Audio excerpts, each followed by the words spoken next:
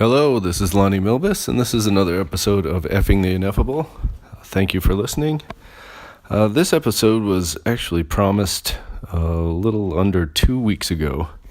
Had a special friend request that I do one on the topic of ordeals because of some kind of posts that I was making about what's going on in my personal life or whatnot. I'm not sure.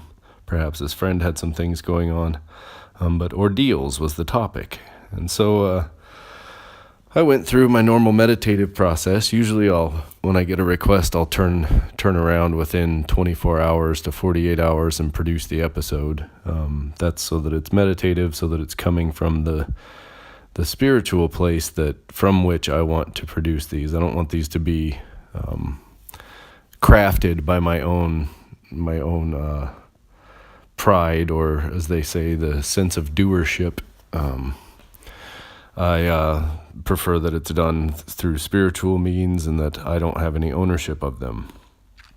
But this one, it's been a while.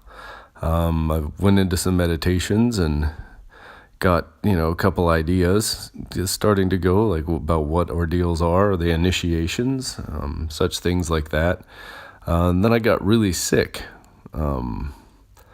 Wasn't sure the flu or just a bad cold. It was in the chest. It was in the sinuses. Actually lost my voice, was unable to speak. So was trying to do these things. Doing meditations weren't yielding a whole lot. Kind of ran into that. And then I had some issues with the fellow residents. Tended to drink a lot and make a lot of noise at all hours, all day, all evening, all night till 4 or so in the morning, about 10 feet from my door. So was kind of hesitant to record with that. And kind of today, as I was healed and decided to do another meditation on this, I was thinking, do I ask what about ordeals this person wants to know about? And it kind of struck me, funny enough, that all of these things I've been going through in order to produce this episode were ordeals. And in the meditation, it was kind of like a slap in the face. Here you go. Now you know what they are, and you can talk about them. One of the first ideas that came to mind when I thought about this, again, is, initiation is one of them. Initiations that are either theatrical productions done by groups of people with various philosophies or things that they're trying to convey, such as Masonic initiations and whatnot, can be considered ordeals. They definitely have an element within those initiations that's called the ordeal. And I, looking it up, you find that ordeals historically have been used, the word has been used to refer to trials by fire or water, essentially, like the Salem witch trials. Just the various torture methods that were thought to be overseen by supernatural forces, and if the subject survives, then they are, if they survive, they're indeed a witch. But if they die, then they were wrong, and they have to just, we messed up another one. So that's kind of where the word ordeal comes from. But what really struck me is you have this initiatory, and then there's the personal, the ordeals, the things that life does to us, that teach us along the way. And I think this is kind of the important aspect that I want to approach, especially regarding how this episode came to be. And that's that, we in the Thelemic thought call a holy guardian angel is our term for a thing that will orchestrate our life as such to lead to our spiritual advancement. There's also the name guru. Some people just use God. Some people the word Christ. Lots of different names for this internal and external being that knows all of our needs, knows all of our history, all of our karma, and knows what we need in our external world and our internal world in order to progress to the next stage of development. And these ordeals are one way that it does that. So back to what I was saying is the first thing I thought of when approaching the topic of ordeals was Castaneda, Carlos Castaneda's adventures with Don Juan Matus. Many of you might be familiar with these. They're books that were written by Carlos Castaneda. The first one as a doctoral thesis at UCLA, where he claims that he goes and meets this sorcerer in Mexico and discovers this spiritual system. Whether that's true or not is debatable. I think there's evidence on both sides that this was entirely an invention of Castaneda, which then would mean that, essentially he was an enlightened being and knew all about how to construct spiritual systems and was pretty well off in that regard, or that there really was this Don Juan, which conveyed these things to him. Either way, there's a spiritual teaching worth, at least was worth my efforts to read all of those books and get to know. But in those books, there's a thing called the assemblage point, which is a concept of essentially the center of perspective. And in, I think it's The Power of Silence is the book, there's talk about how Don Juan moves Carlos Castaneda's assemblage point so that he will essentially look upon the world with different eyes. More ideal perspective than when he arrived under Don Juan's tutelage. Some of these involve some pretty intense ordeals, some fearing for his life, all kinds of adventures, but they essentially lead him to higher and higher states of consciousness each time he goes through one of these. And this comes from the fact that we are creatures of habit, as I've mentioned before, and it's not like it's my idea. It's very well known that what we do repeatedly essentially determines what we will do.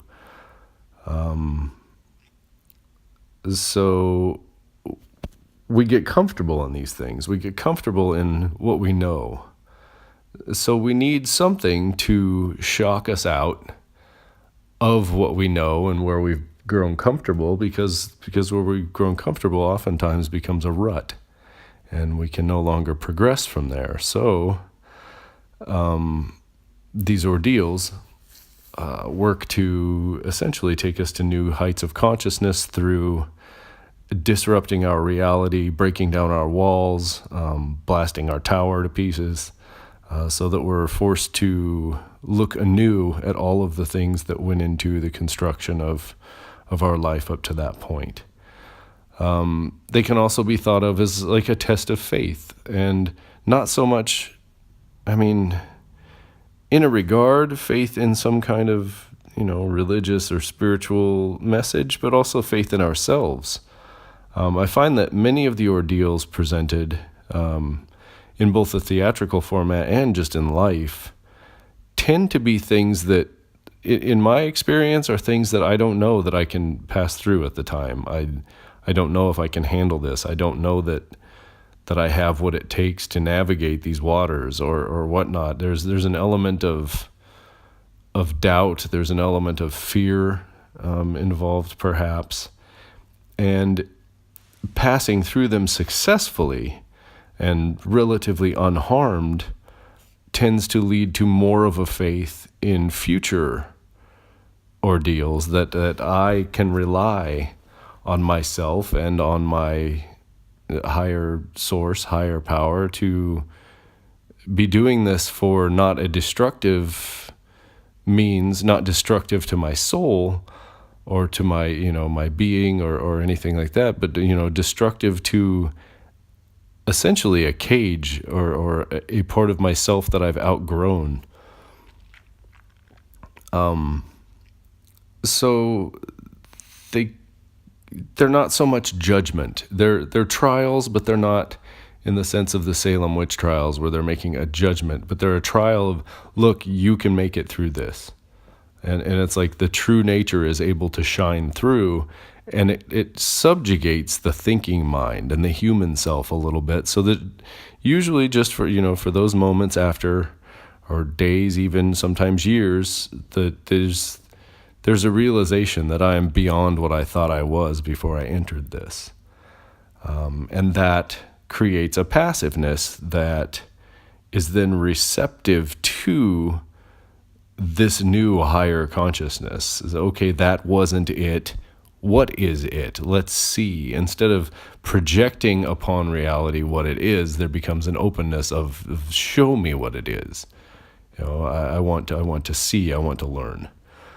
And it can be conveyed as it conveys our real infinite nature or our godliness. It also, at the same time, there's a sense of powerlessness of, I worked very hard and by the letter and took very specific steps to build up to where I was, yet this happened. There was nothing I could do to prevent this ordeal from happening. And so, no, I'm not in control here, So there's, on one hand, where we can feel very powerful, and at the exact same time, also feel powerless in knowing that it's not really us in the sense of our human selves doing any of this. The surviving of the ordeal, the making of the ordeal, the navigating of the ordeal, and the growing after the ordeal really could be said, and it is in many, many schools, that is all done by grace, and that is all done by the higher being, and we're just to watch that. And that's one of the things you'll see Ram Dass talking about is the witness that helps us to cultivate the witness.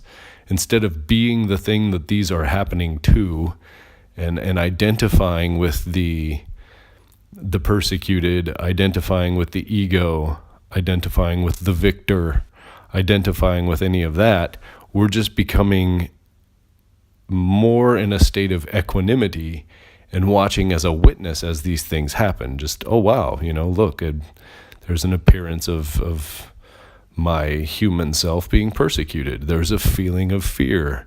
And noting these things and watching them as opposed to identifying with them and becoming so subjectively imprisoned in the reality that they create, which can become a habit in itself. That can become one of those ruts that we're the person these things are happening to, and then we begin to expect these things, and that's how we build those ruts again, which an ordeal will have to break us out of. And the ordeal, I think, is typically matched to how powerful it has to be to match the strength, fortitude, or whatnot of the embedded perspective that needs to go, the attachment, if you will.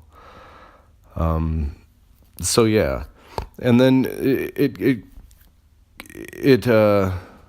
kind of struck me also that in this sense, perhaps this is what death is. That our dying daily can make that much easier. Our releasing of our attachments, our learning of the nature of our attachments throughout our lives can lead to a death where it's not much of an ordeal. But for somebody who's very attached to family, very attached to material things, is very attached to this human identity on earth and the soul identification with the body, as the Bhagavad Gita says, those people have to come back exactly as they are, and do the same trials over and over again until they get it through many, many lifetimes. So death can be quite an ordeal in an instance where you're very attached. And that's not speaking as someone who's, claiming I have ideas about afterlife, but I'm not claiming, truth for everyone here. I've seen in a dying person who's attached to the world a horror and a very severe ordeal compared to, say, my great-grandfather who, a week before he died, I met with him and had a conversation. He basically just told me, he says, "Look, I'm done here. I'm tired. There's nothing left to do. I don't really care."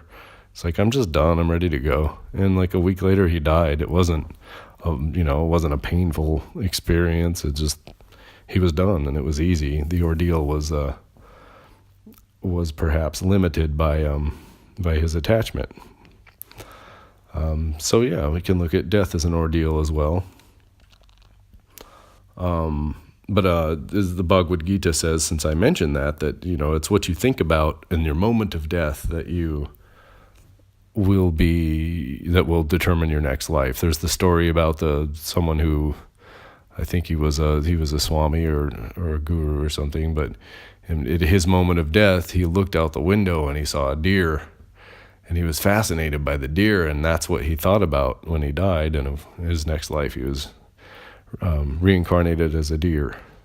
But as I said, the Gita talks about at the moment of death, if you think of Krishna in adoration, that's why with the bhakti that's taught in the Bhagavad Gita, you're always loving remembrance of Krishna, is that thinking of Krishna at the moment of death liberates you from the cycle of life and death, and you go to the divine abode, as opposed to the celestial abodes. They have several levels of things that you can do. Those who go to the celestial abodes receive liberation for a while, but then the energy that they've accumulated, all of the karma they've accumulated to lead them to the celestial abodes depletes over time, and then they return to the same process. Whereas if you go to the divine abode, you're liberated forever. You're done with this cycle of suffering. And that's, as the Buddhists call it, this life and this cycle of life and death is of suffering. Any clinging is the cause of suffering. So these there are ordeals of suffering and ordeals of fear, but they're to break these attachments that cause these things. But not only that, there are also an ordeal can be of ecstasy and success, because those attachments are every bit as contrary to progress. Anything we cling to is going to hold up our progress. If you're trying to climb a ladder and you're hanging on to one of the rungs with your left hand and trying to climb with the rest of your body, you're not going to get anywhere. You have to let go. Same going down a slide. If you're hanging onto the side, you're clinging, you're not going to go. And it's going to be painful when the next person comes down the slide and clobbers you in the head. And there's lots of analogies that can be made up for this, but it's all about attachment. And ordeals are meant to break attachments.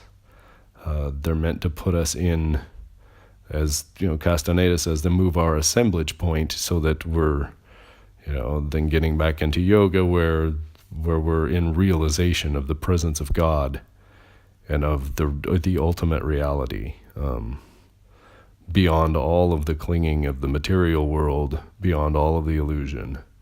So I sense that is the purpose of ordeals. At least that's how they've appeared to me throughout my life. Living is an ordeal. We're here for some reason. There's something our soul needs from this world. In this material, it's illusory, it's mesmerism, but there's something we need in it. It's the reason that we're here.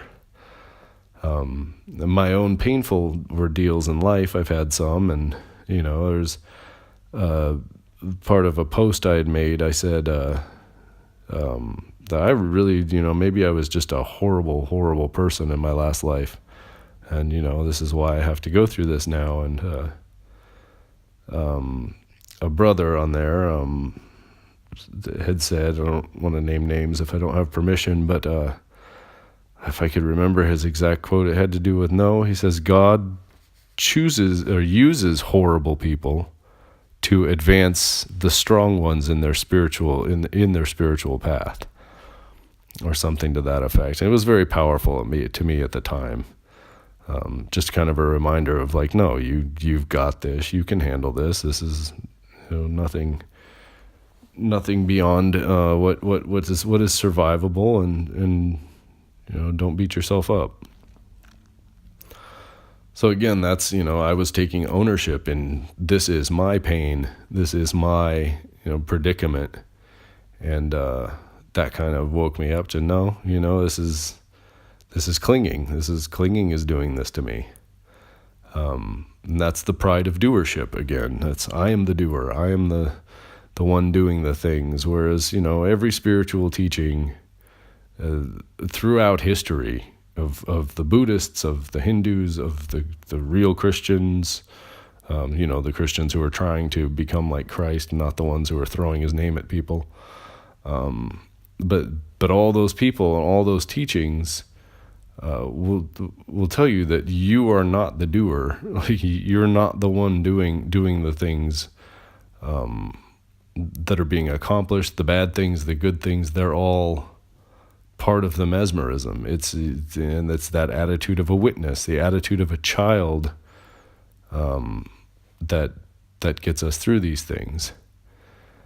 And it's you kind of have to look at it when you come through a major ordeal and be honest with yourself of how much of that getting through the ordeal was rationally invented, planned, strategized, written down and followed through by yourself, and how much of it was just dumb luck that you just kind of held on to your will or your perseverance and you got through somehow. And that's kind of, I think, the way to advance the farthest for me through an ordeal is an attitude of a child who's basically had a parent hold my hand step by step, in tying my shoes or something. That, okay, I didn't do that. I did it, but I didn't do it. It was taught to me. It was given to me. It's a gift. And I'm just need to be as ambivalent to that gift as all the other gifts, because we don't want to lead to further clinging. It's not, look what I did. It's just, hey, this happened. I saw this happen. And remembering, reflecting, and seeing what we can get out of these things as far as personal growth. So it's like a loving parent showing you the way home, and away from a cliff's edge. Hey, come here, get away from that cliff. Let's go live life for a little while. Another pitfall with ordeals I find is lingering on it. Again, that's what this accomplishment and the pride of doership. Wow, I really got through that. And you stand at the precipice of it, and you stand at the completion and victory, and you're thinking about it and building up pride about it and talking about it, and not. I think it's important to let that go quickly as well. Integrate what you've learned into your being, but take it with you to the next thing. Always walk forward from these ordeals. Say, okay, I've learned all this. I know it's there. Let's go face something right now with this new knowledge. Find ourselves in a new predicament. And that's how you keep the fetters from grabbing on, how you keep the attachments off, is by just spending no time. Just take from this one to the next one, straight into the next ordeal, straight into the next thing in life, and be looking at yourself as that witness. What do I need to do to prevent myself from clinging to this situation? And I think you get closer and closer to the ideal the more you do that. So yeah, it's, let's see. So I've got some notes here.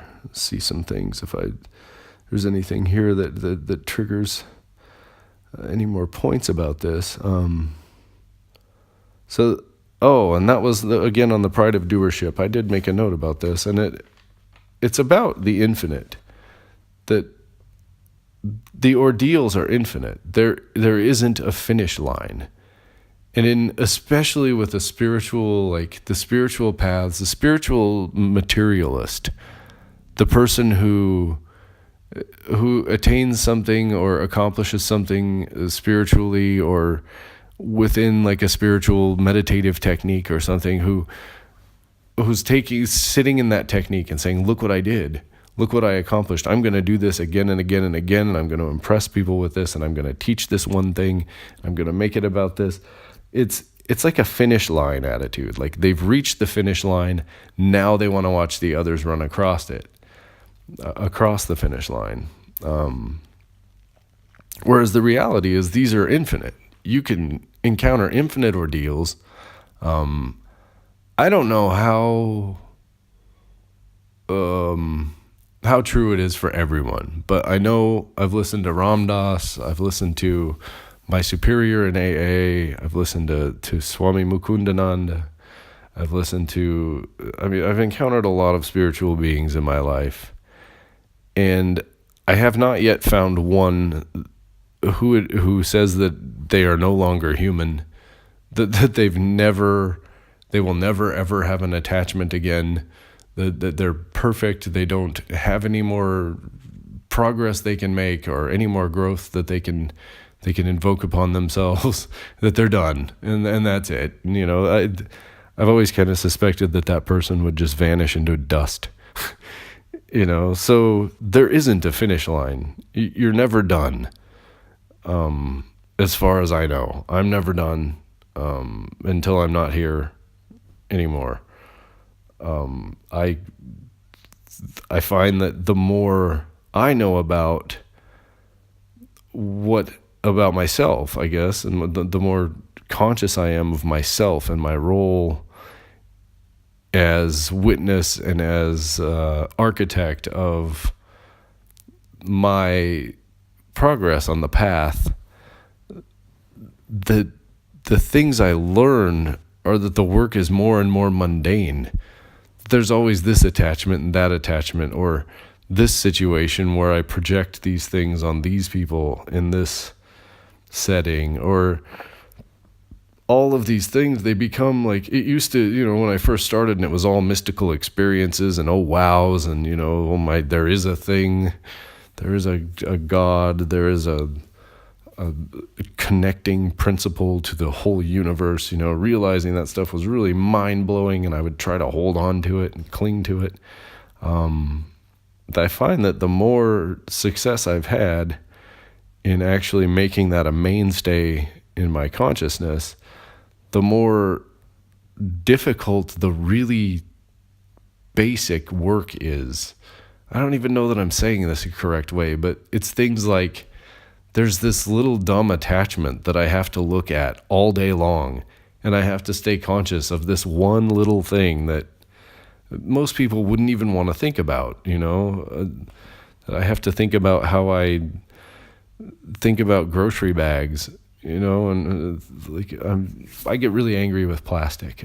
I spent a lot of time in the ocean in Hawaii snorkeling and pulling plastic out of the oceans and unwrapping turtles from it and looking at dead animals in it and stuff like that, and I have an attachment. I judge when I see a lot of plastic around, and I get mad at humanity. And anyway, this is one of those things I have to work on. It's good to not use plastic and to try to create a campaign for that, but to let it occupy my mind when there's nothing that can be done about it in that moment is an attachment that's unhealthy. So it's all these little things that, it's these little ordeals now and again, and sometimes a big ordeal, but there is always room for growth, was my point. You never, I don't believe we're ever really finished with anything. It's hard to imagine a finish in an infinite.